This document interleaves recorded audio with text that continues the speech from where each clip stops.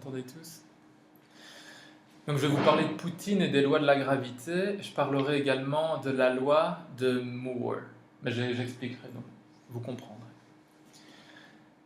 So the title is Putin and the Laws of Gravity.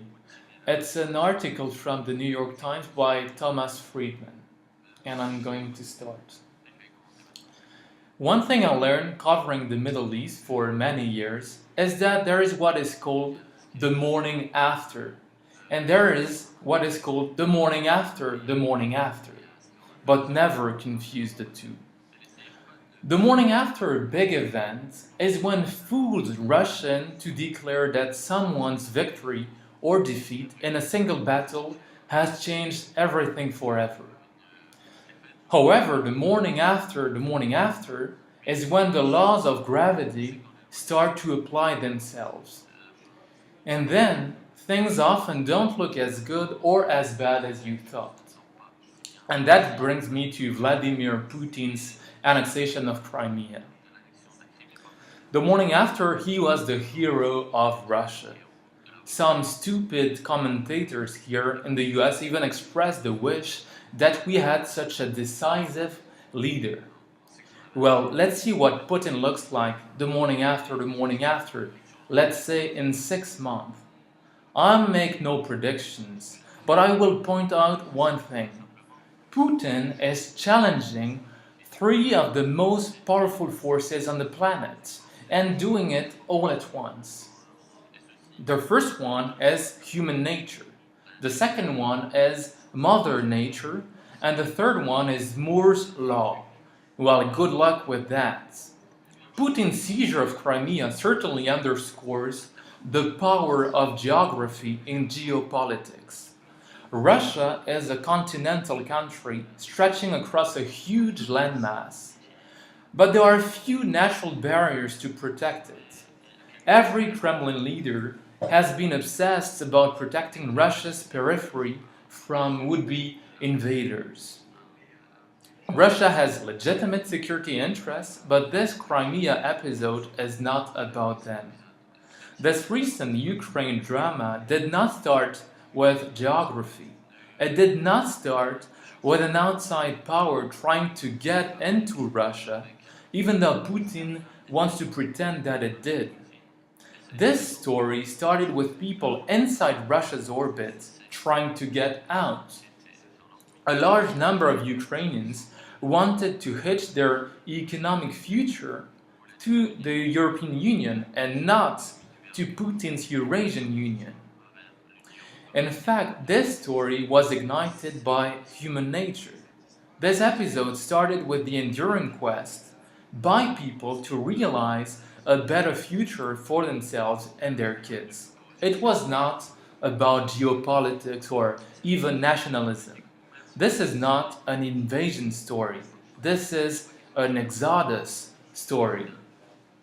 And no wonder. A recent article in Bloomberg Businessweek noted that in 2012, the GDP per person in Ukraine was $6,394, some 25% below its level of nearly 25 years ago. But if you compare Ukraine with 4 of its former neighbors who joined the European Union, Poland, Slovakia, Hungary, and Romania, the average GDP per person in those nations is around 17,000. Can you blame Ukrainians for wanting to join a different club? But Putin is also counting on the world doing nothing about Mother Nature, and Mother Nature taking that in stride.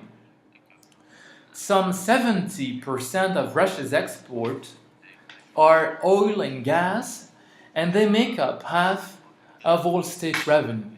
By the way, when was the last time you bought something that was labeled made in Russia?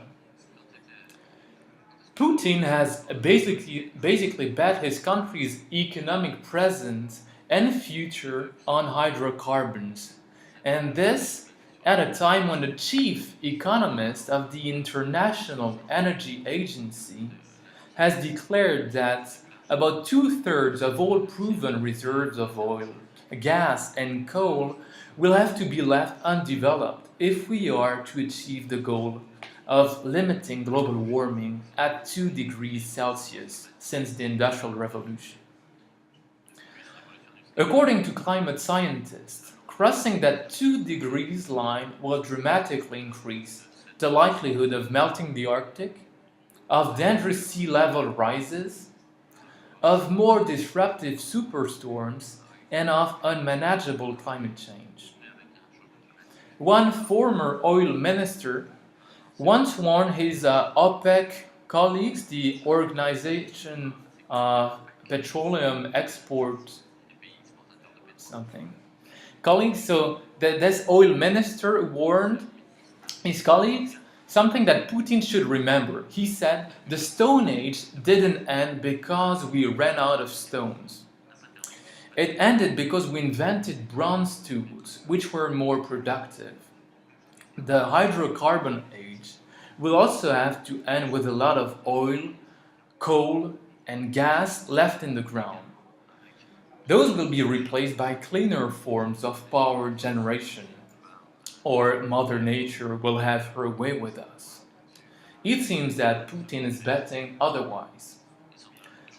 How do you say Moore's Law in Russian? Moore's Law is a theory formulated by Gordon Moore, the co-founder of the company Intel. The theory states that the processing power of microchips will double roughly every 2 years.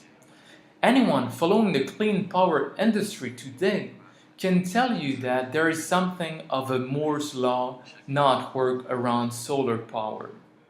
Indeed, its price is falling so fast that more and more homes and even businesses are finding it as cheap to install as natural gas.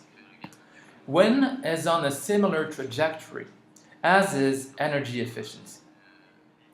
China alone is on a track to be getting 15% of its total electricity production by 2012 from renewable sources, and it's not stopping there. It can't, or its people can't breathe. If America and Europe were to give even just a little more policy push now to renewables to reduce Putin's oil income, these actions could pay dividends much sooner and much bigger than people realize. The legitimacy of China's leaders today depends in part on their ability to make their country's power system greener so their people can breathe.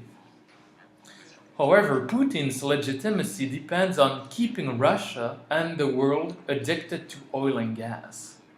Whom do you want to bet on? So before we crown Putin the Time Person of the Year again, let's wait and see how the morning after plays out.